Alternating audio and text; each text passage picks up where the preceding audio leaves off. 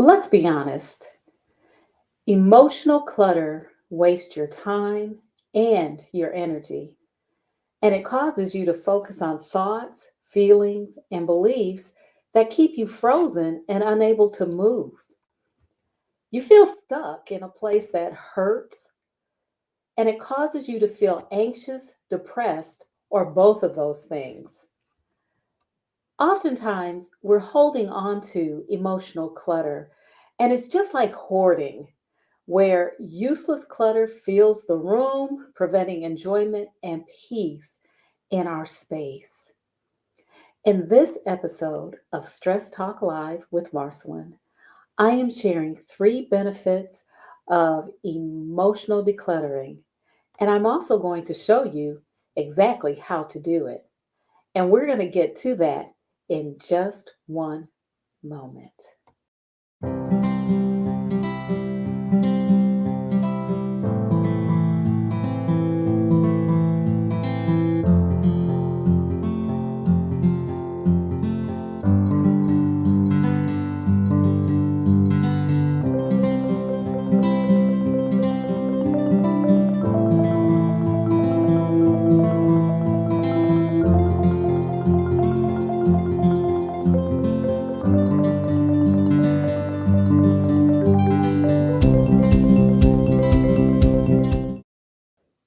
Hi there. How are you? I'm so glad that you joined me today. You are inside of Stress Talk Live with Marcyline, and that's me. I'm Marcyline. Hey, everybody. I would like to share a few things with you. First of all, welcome again to Stress Talk Live. I'm so glad that you chose to join me on a Sunday evening. Regardless of where you are, it could be snowing, it could be raining, it could be just cold, or it could be like 95 degrees. Boy, that would be nice if it was like 90 degrees here where I am, but it's not. It's a bit chilly. But before we get started, I'm going to share a few things with you. First, I want to tell you what Stress Talk Live is. This is where we share strategic stress management and solution focused self care to women over the age of 40. That happens to be me too. I want to invite you to like, follow, and subscribe to ML Bailey Consultants on both Facebook and Instagram. You can also follow me on YouTube. That's where this program is being broadcast on YouTube as well as on Facebook. If you subscribe, you will get notifications about our broadcast. And we're here every Sunday at 7 p.m., unless something else comes up. But for the most part, I'm here with you, and I'm glad to be. Today, we're going to be talking about a few things and it's really a continuation of what we've been discussing for the month of March. I'm sharing with you today 3 benefits of emotional decluttering, and I'm going to share with you how to do it. When we talk about emotional decluttering, we're talking about what you would do that's similar to decluttering your house, decluttering your space. When we declutter our space, we get rid of that useless information, the things that just stack up that we don't use anymore, we don't look at anymore, and sometimes we overlook because we're so accustomed to it being there. For us, we stack newspapers up. We just happen to be a family who still gets a newspaper and we read the newspaper. So we stack it in a certain place and then we put it in the recycle bin right before the truck comes to pick up our recycling. For others, it may be clothes that are no longer worn, shoes that are in disrepair, or you just don't wear them anymore. You can't fit them, you don't wear them. It could be a closet that keeps your linen, where there's so much in that closet that there's no space for anything else. So we talk about spring cleaning, and we often take the time to go through those things that are of no benefit to us. A few years ago, I cleaned all of our closets. I got rid of clothes that our daughters couldn't wear, were too small for them. Got rid of shoes, got rid of boxes. I had a lot of empty boxes just hanging around. We got rid of boxes, bags. We got rid of a lot of stuff that we no longer used. And it was like, it was a sigh of relief, because that clutter not only takes up space, it causes us to feel cramped, and it causes our stress levels to go up. With emotional decluttering, we're talking about doing something similar. We're talking about dealing with the beliefs, the thoughts, and the subsequent feelings that we have that no longer serve us, that cause our stress levels to go up, that causes us to harbor negative feelings, that causes us to use a lot of energy on things that don't aren't helpful to us, things that are negative to us, to our mind and to our body. So, we're going to dive into it because I want to stay on time this time. I'm going to try not to go over, because you all know I talk. And I talk some more, right?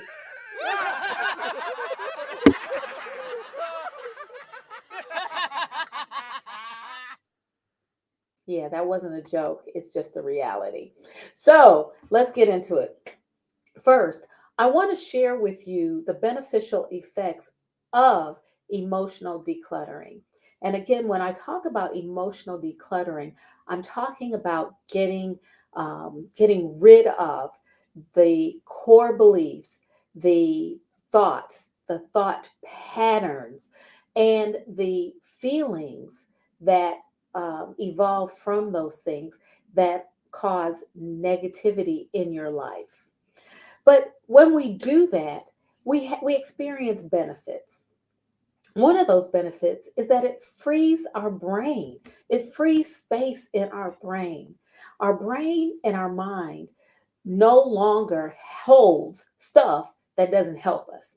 The negative thoughts and negative thought patterns, we've talked about that in previous broadcasts, but the negative thought patterns that cause us to feel bad about ourselves, causes us to harbor resentments, the negative thoughts that causes us to be fearful unnecessarily, the negative thoughts that create feelings in us that causes our stress response to continue to initiate and to go.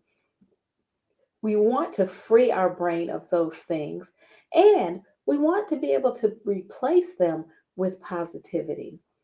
When we think positive things, we have positive feelings, and those positive feelings boost our mood. We feel good, we feel better. The second beneficial effect of emotional decluttering is that we have more energy. You will recall that I often use a car that's running out of gas to illustrate what it's like to carry an extreme amount of stress. When we are running on empty, sometimes we're running on fumes because the gas level in our car is so low.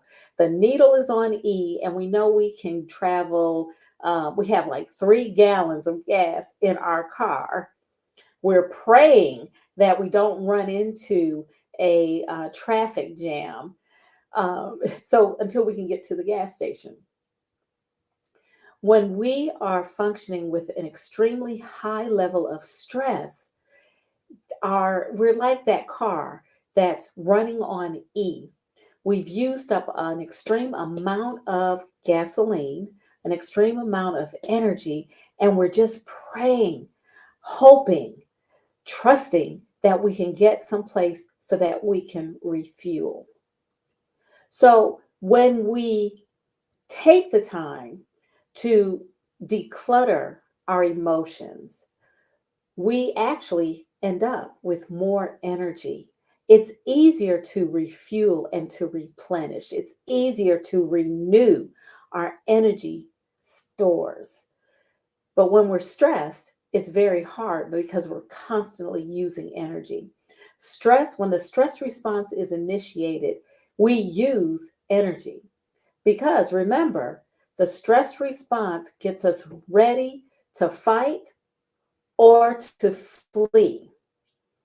And because of that, it infuses our bodies with an extreme amount of energy and we have to get rid of it. So when we can get rid of the clutter, the emotional clutter, we actually have a lot more energy and it's easier to replenish the energy that we use. The next thing is that another beneficial effect of emotional decluttering happens to deal with our relationships. We have healthier relationships. Not only do our relationships healthy, we can get into healthier relationships. We have better communication. It's easier to communicate when we don't have all of that stuff going on in our heads. We can communicate more easily. Our relationships are better because they are healthier. We respond in a healthy manner, and we interpret what we hear and see in a healthy manner. So our relationships are on a better, firmer ground when we declutter emotionally. Last but not least, we experience a joy and a peace that we probably have not experienced in quite a while. When we get rid of that stuff out of our heads and get rid of that stuff out of our hearts, all of that emotional stuff that no longer serves us, it helps us to it helps us to feel joy and peace.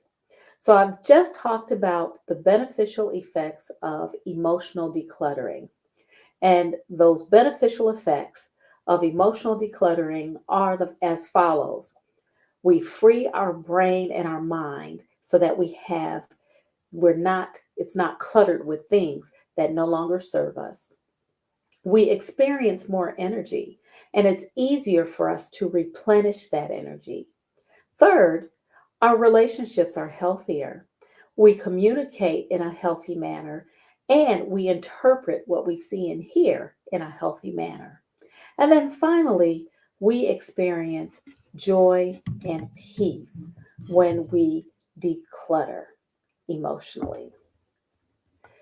The second thing that I want to talk about as we are discussing three benefits of emotional decluttering and how to do it.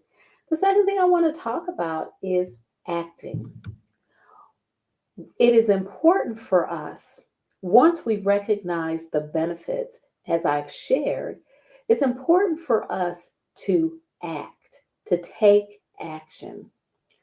And what gets us to the point of taking action?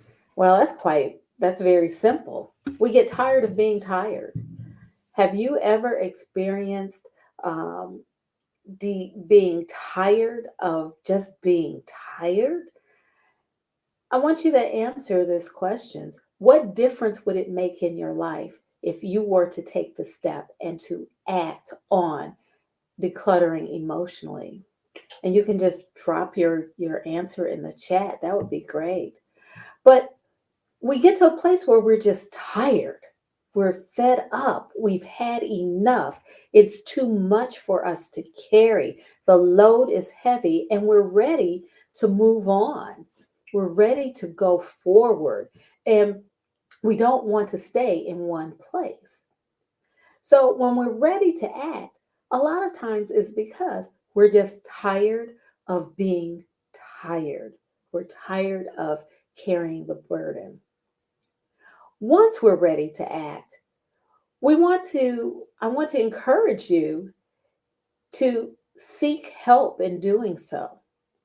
Speak to a therapist, speak to a coach, speak to a licensed professional who can help you to move forward. Many times, the emotional clutter that we have has held us like a hostage. We've been unable to move forward. And when we've attempted to move forward, that emotional clutter holds us real tight. It prevents us from moving forward. We sometimes feel as if we are unable to. We sometimes are fearful regarding what will happen if we do move forward. Also, we become afraid of what will happen to us? What will it mean for us? How will we change? How will our lives change? And will it be more negativity or will it be the positive thing that we desire? So there is fear involved. You may need to know how to do it. Of course, I'm going to share some ways to do it, but you may need to know how you personally do it, how you personally take the step to declutter your emotions. So when you act, first, are you tired of being tired? And then, second, seek the help of a trained professional. In addition to learning how to declutter emotionally, you may need assistance processing the situations, the events, the experiences that have caused you to carry this clutter for so long. And then third, when it's time for you to act, you want to make sure that you commit to the process. It is not unusual for professionals like myself to work with individuals who say they want help and they're ready for help, who have not committed to the process. You didn't collect clutter overnight. It didn't just happen. Just like my my linen closet didn't start looking like it did overnight. It took time for all of that stuff to get in there, just as it takes time for all of that stuff to get in your mind and in your heart. So it is a process. You will need to go through a process to declutter. So you want to be able to commit to that process. Also, you want to be consistent in the actions that you take, the actions that you're instructed to do, the actions that you know will lead you to the freedom, the joy, and the peace that you desire. So you want to make sure that you're consistent taking those steps. And then finally, you want to demonstrate self compassion. Be compassionate with yourself. When we begin to declutter emotionally, it is not easy. I can attest to that. It is not easy and it can be very painful. But you want to make sure that you are extending compassion to yourself, just as you would extend compassion to someone in need, to a friend, to a relative in need. Extend the same compassion to yourself. And as a reminder, what is compassion? Compassion is love in action. Compassion is having the desire to help someone and not only having the desire, but actually helping them. taking the step to help them. So we want you, when you make the choice to act, we want you to extend compassion to yourself, loving yourself where you are, and then putting that love into action, extending that love to yourself. So I've just talked about acting, taking the step to act when you are emotionally decluttering. I talked about how oftentimes we are just tired of being tired, and that initiates the action. The second thing I talked about was seeking help. Seek help from a trained, licensed professional, someone who can help you to process the events or the experiences that caused you to feel imprisoned by this emotional clutter. And someone who can also give you step by step actions to take in order to declutter emotionally. And then finally, I talked about the importance of commitment, consistency, and self compassion. So, how do we declutter? How do we declutter? Well, let's talk about three of those ways. Three ways that we actually can begin the process to declutter.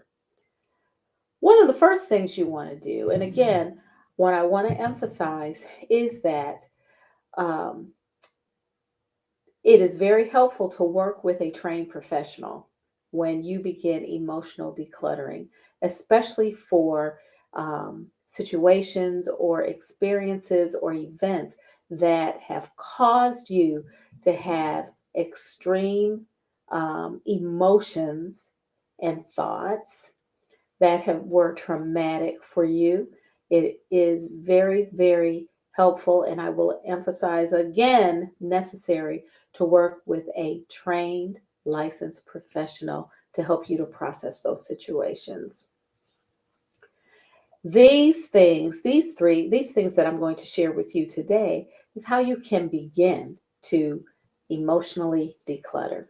Number one, identify the thought and feeling patterns that plague you. Now, past couple of weeks, I've talked about thought patterns, the negative thought patterns that we engage in on a daily basis. And those negative thought patterns are just that. They're negative in that they don't make us feel good. They are not promising, but they're negative in nature, but they're also a pattern of thinking. We fall into that pattern. I talked about all or nothing thinking. I talked about, in addition to all or nothing, I'm trying to think of a thought pattern, or let me just stick with that. I talked about all or nothing thinking. Um, I talked about catastrophize, making things like a catastrophe. That was a tongue twister for me. But thinking that everything is a catastrophe, that is a negative thought pattern.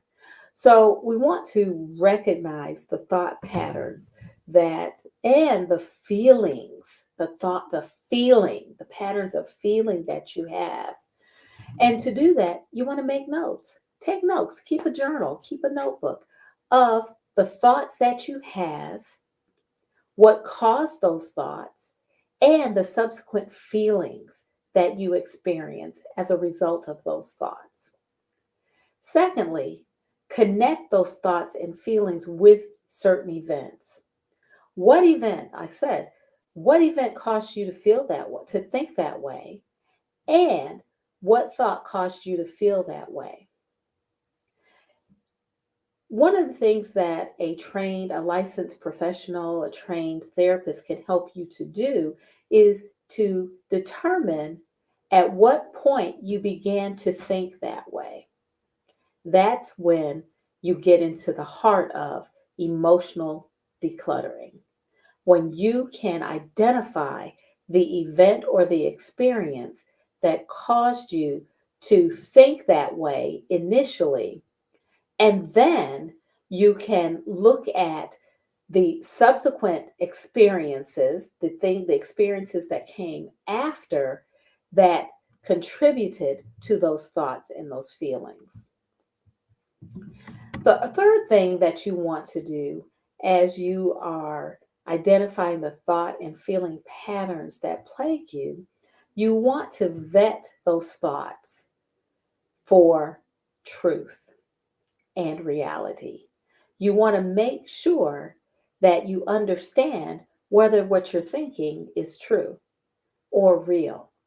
Oftentimes, when we have negative thought patterns, it's because of what happened initially that caused those thoughts and those feelings, but it is not based in current truth. It just, a situation may happen today that triggers that thought because of what happened in the past. So you want to vet that thought to determine whether there's truth in it.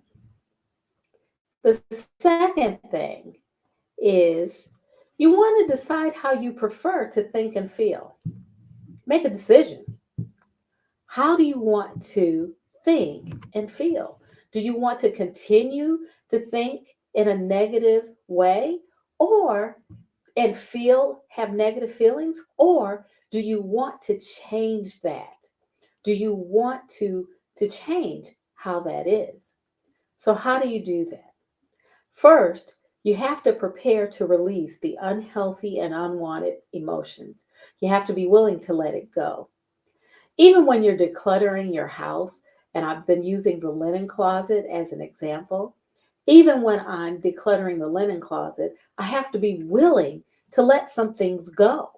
I have to be willing to get rid of the sheets that I no longer use, or the bedspread, or the comforter that I no longer use.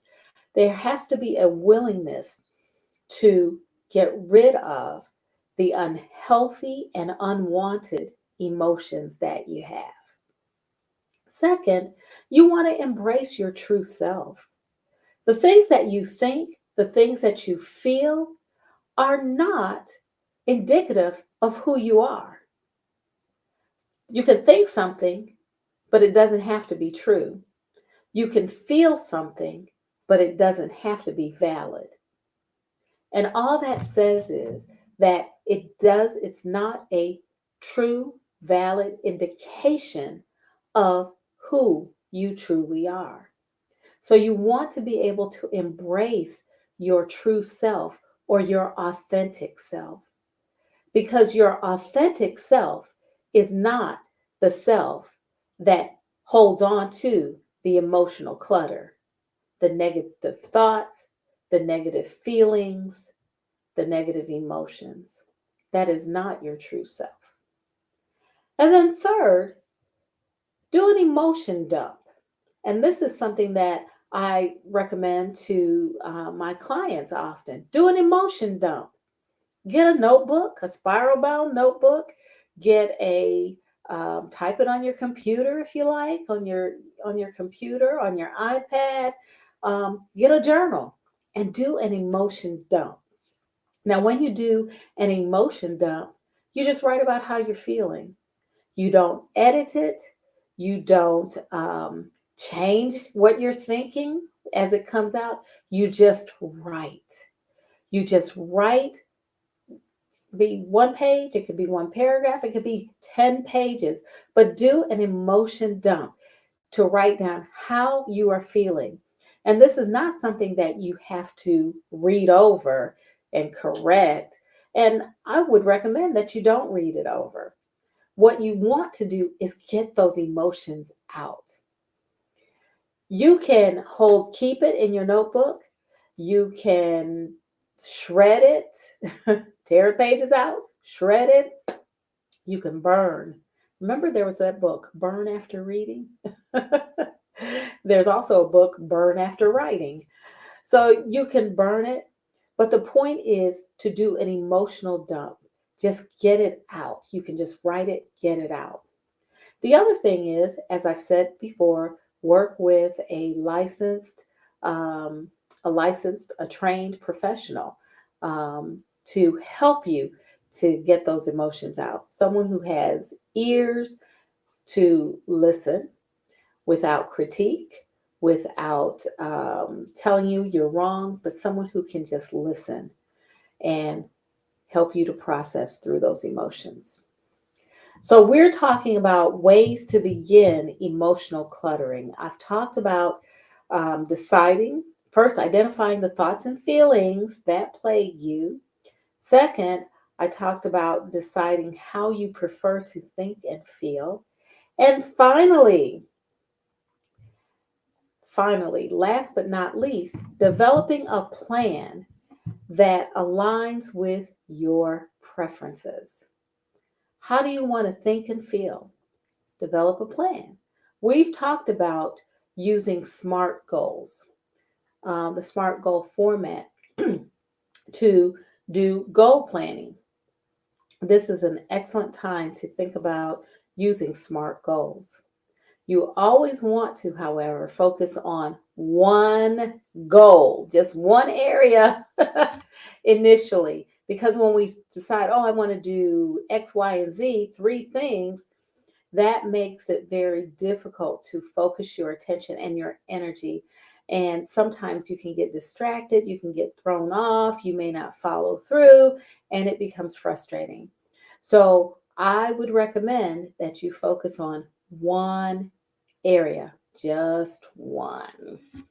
And then finally, as always, you want to assess, realign as needed. Again, a trained professional can help you to do all of these things, but these are the three things you can do once you develop your plan, in order to develop a plan and that aligns with your preferences. So, here's my question for you. What are you currently doing that moves you in the direction of emotional decluttering? What are you doing right now? You can just think about it. Think about what you're doing, or think about what you need to do or want to do to move in that direction. And yeah, I'm going to invite you to just drop it in the chat. And that's for those of you who are watching the replays. You can also make a comment in the chat as well. So, what have we just talked about? I just shared three benefits of emotional decluttering and how you can start doing it. We talked about the beneficial effects of emotional decluttering. We've also talked about taking action to begin to declutter emotionally. And then finally, we talked about three ways to begin emotional decluttering. I want to remind you to, as always, like, follow, and subscribe to ML Bailey Consultants on Facebook, Instagram, and YouTube. You can always find the replay on ML Bailey Consultants and on ML Bailey Consultants Facebook page and the YouTube page. And for those of you who are into podcast and can't watch it, you can listen to it on Stress Talk Live, the podcast. And you can find that on Spotify, Anchor, Apple Podcasts, Google Podcasts, wherever you get your podcast, you can find Stress Talk Live with Marcyline. Well, that's all for now. I'm so glad you joined me today. I am a little bit over, but I hope that's all right with you. I will see you next week. As always, take good care.